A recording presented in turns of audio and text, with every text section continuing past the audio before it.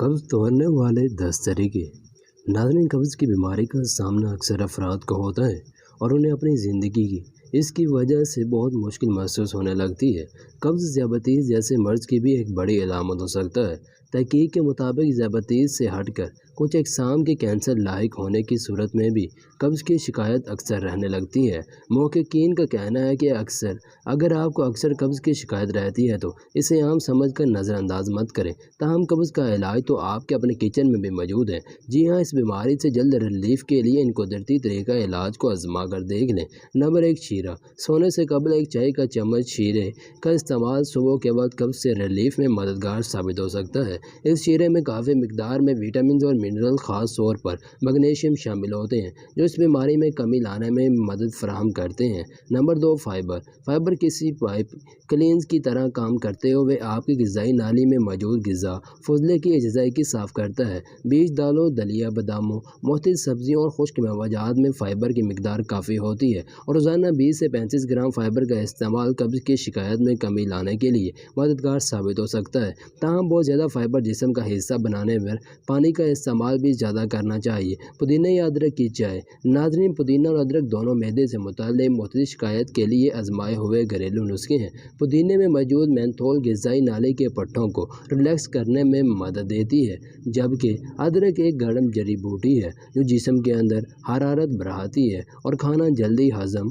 हो जाता है। नाज़रीन, सेहत बख्श चर्बी। जैतून, नट्स वगैरह सेहत बख्श चर्बी या फिटनेस से भी भरपूर होते हैं, जो अंतड़ियों के निज़ाम में बेहतरी लाकर कब्ज़ की शिकायत कम करते हैं। लीमू पानी में शामिल सिट्रिक एसिड ग़िज़ाई निज़ाम में तहरीक का काम करता है और जिस्म में मौजूद जहरीले मवाद को बाहर निकालने में मदद देता है। हर सुबह एक गिलास लीमू पानी या लीमू को चाय में शामिल करके इस्तेमाल करें, जिससे निज़ाम हाज़मा में बेहतरी आएगी। नंबर 5, काफ़ी आंतों में तहरीक पैदा करके कब्ज़ का तोड़ करती है। दीगर गर्म मशरूबात भी मददगार साबित हो सकते हैं, जैसे हर्बल टी, 1 कप गर्म पानी जिसमें कुछ मिकदार में लीमू का अर्क या शहद शामिल हो। नंबर 6, किशमिश। फाइबर से भरपूर होने के साथ साथ किशमिश में टारटारिक एसिड भी शामिल होता है, जो हल्के जलाब जैसा असर दिखाता है। एक तहकीक के मुताबिक आधा औंस किशमिश रोज़ाना का इस्तेमाल करने वाले अफराद का निज़ाम हाज़मा 2 गुना तेज़ी से काम करता है। चेरी और खुबानी भी फाइबर से भरपूर होती है और कब्ज़ को ज़ोरदार ज़रब लगाती है।